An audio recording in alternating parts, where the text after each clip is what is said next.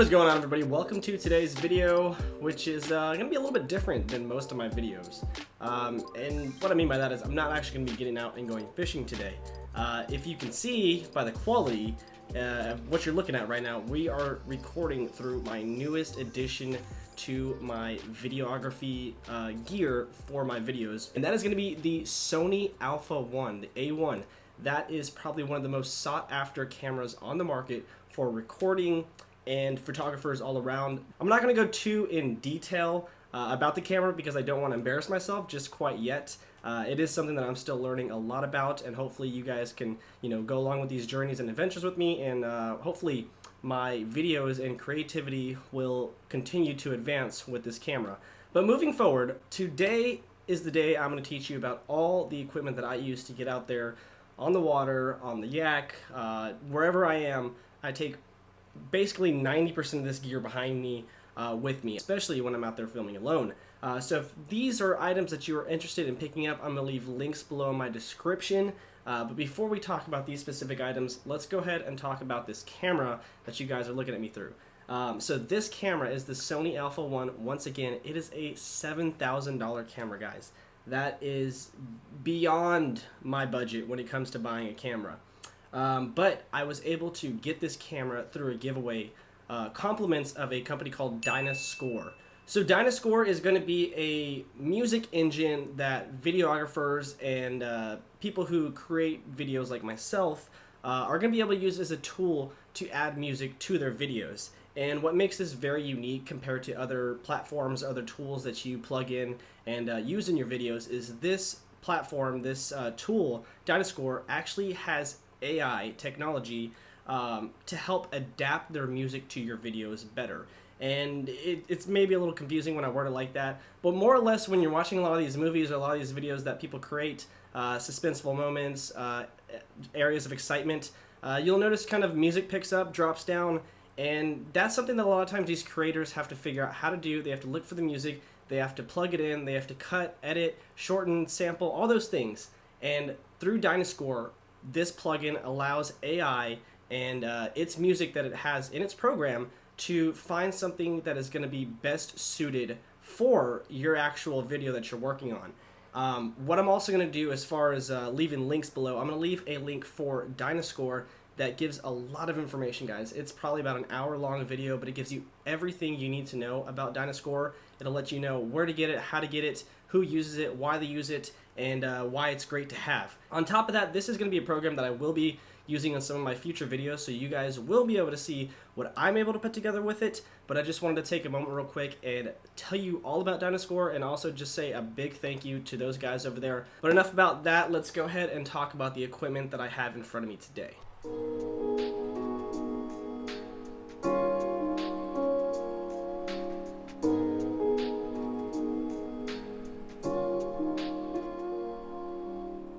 Alright, so I'm going to try to make this as short and simple for you guys because there's not a lot to talk about this equipment.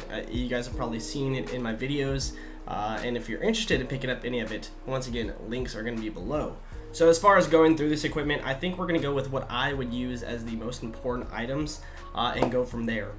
So the most important item that I am going to use for creating all my videos, all my photos, and basically everything that I do on YouTube and Instagram at the moment is going to be my iPhone.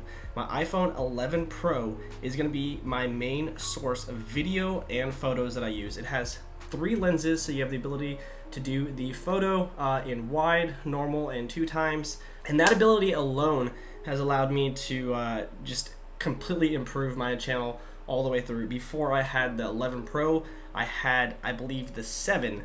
And it was still fairly well. It was the 7 Pro, so it did have the HD camera, it did have the 1080p, but when you're able to get something that has that 4K 60 frames per second in an actual iPhone, you'll see the difference right away. It is just outstanding. You're able to absorb a lot more light, get a lot more natural looks. Another great feature about the iPhone is they have slow-mo capability. If you guys see a lot of my shots, sometimes if you've tried it maybe yourself, if you record something on your GoPro or your camera on regular camera mode and then you try to slow it down, it kind of pixelates it, it kind of adds a lot of noise, makes it kind of fuzzy. If you use the ability through the iPhone, the actual slow-mo version, you don't get that fuzziness, you don't get that pixelatedness, and on top of that, you are able to fast forward it back into the normal speed without losing any of the quality. So that is why I love using the iPhone, and I will probably continue to use it on top of this camera that I have right here, especially when I'm out there on the water in the kayak. This is something, the $7,000 camera is something I do not want to take out there. I'm very, very nervous. Might be something we do in the future once we're fishing on something that I'm a little bit more comfortable with. In the meantime, my yak is just, it's a little too unstable. On top of the iPhone, next thing that I would recommend everyone pick up, GoPro Black. The reason I say the black is you have the ability to change out the batteries.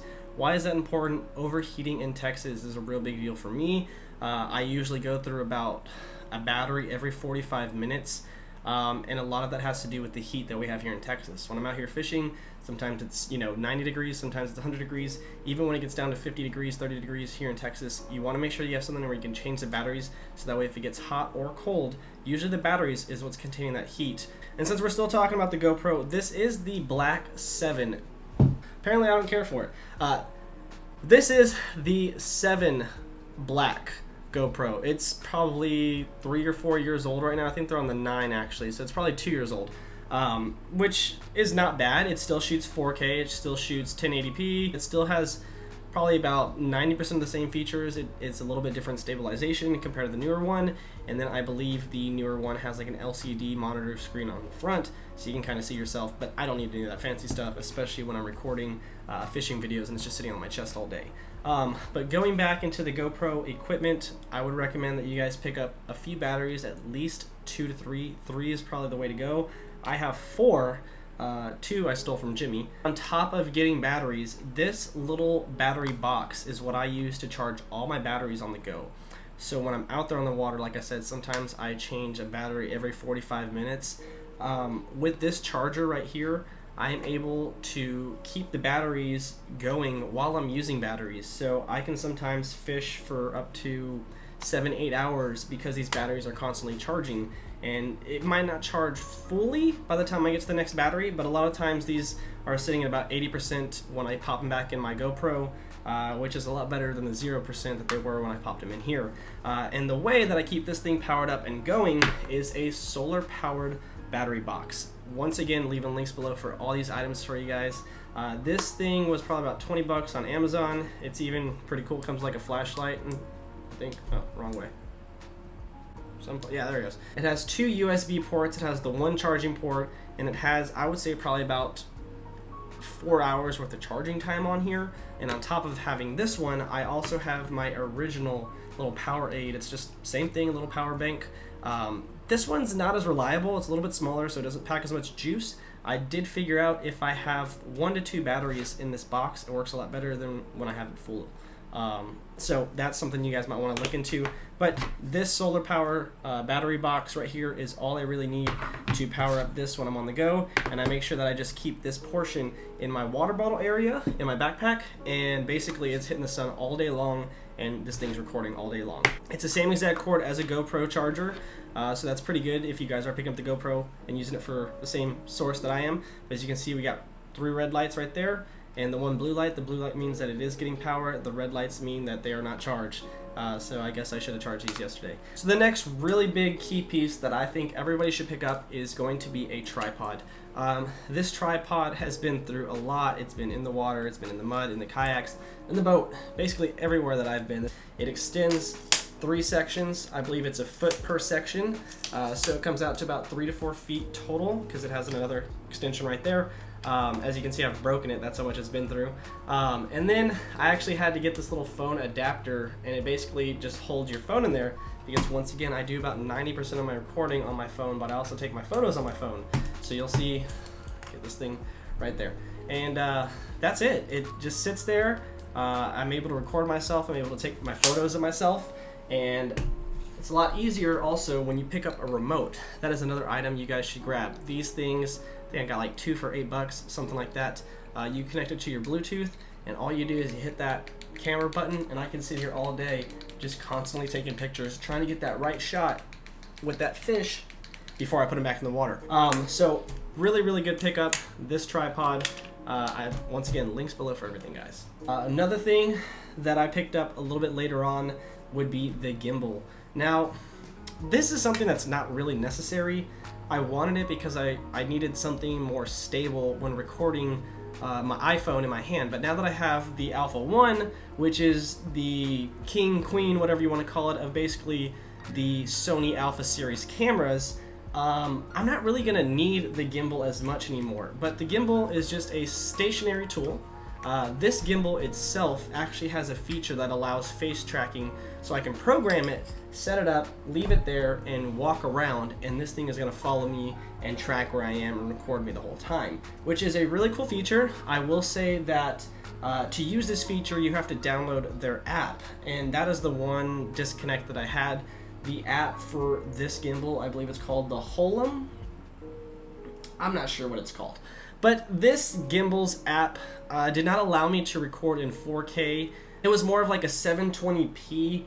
And me personally, I need something a little bit better quality, especially when I'm making these videos like this, when I'm in a darker room, a little bit less elements, and I need something to kind of focus and be more refined. That 720p is just not going to cut it for me.